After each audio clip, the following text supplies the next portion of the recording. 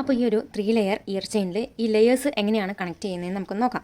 ഞാനിവിടെ ജസ്റ്റ് ഇതേപോലെ ഒരു ഗിയർ വയറും ഗിയർ ലോക്കും ഈ ഒരു ചെയിനുമാണ് യൂസ് ചെയ്തിരിക്കുന്നത്.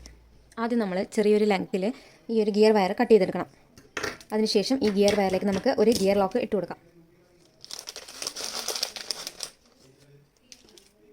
ഗിയർ ലോക്ക് നമ്മൾ ഇട്ട് കൊടുക്കുന്ന സമയത്ത് രണ്ടറ്റവും ഈ ഒരു ഗിയർ ലോക്കിലേക്ക് ഇട്ട് കൊടുക്കണം. ഗിയർ വയറിൻ്റെ രണ്ടറ്റവും ഗിയർ ലോക്കിലേക്ക് ഇട്ട് കൊടുക്കാം. അപ്പോൾ നമുക്ക് ഇങ്ങനൊരു ഷേപ്പാണ് കിട്ടുന്നത്. ഇനി ഇതിനകത്തേക്ക് നമുക്ക് നമ്മുടെ ഈ ഒരു ചെയിന് ഇട്ട് കൊടുക്കാം. ആദ്യം നമ്മൾ ഏറ്റവും ചെറിയ ചെയിന് ഇതിനകത്തേക്ക് ഇടുക. അതിനുശേഷം ഈ ഒരു ഗിയർ ലോക്ക് ആ ചെയിനിന് നേരെ കൊണ്ടുവരാം.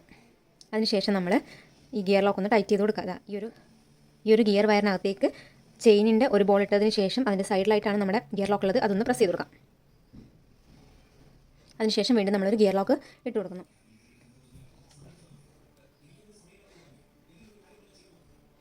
നമ്മൾ അടുത്ത ഗിയർ ലോക്കും ഈ ഒരു ഗിയർ വയറിനകത്തേക്ക് ഇട്ട് കഴിഞ്ഞാൽ നമുക്ക് ഇതേപോലെ ഒരു ഗ്യാപ്പ് കിട്ടും. അതിനകത്തേക്ക് നമ്മൾ സെക്കൻഡ് ലെയറാണ് ഇട്ട് കൊടുക്കുന്നത്.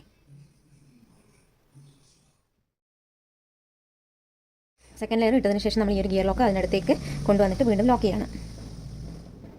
അതിനുശേഷം ഇതേപോലെ തന്നെ നമ്മൾ ലാസ്റ്റ് ലെയറും കൂടെ ഇതിനകത്തേക്ക് വെച്ച് കൊണ്ടുവന്ന് ലോക്ക് ചെയ്യണം.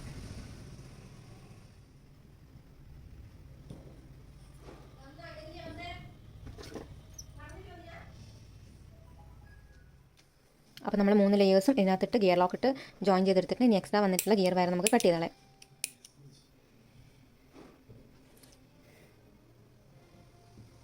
ഇനി നമുക്ക് സിമ്പിളായിട്ട് 3 ലെയേഴ്സ് എത്ര ലെയേഴ്സാണ് വേണ്ടതെന്ന് വെച്ച് കഴിഞ്ഞാൽ അത് നമുക്ക് ജോയിൻ ചെയ്തെടുക്കാവുന്നതാണ്.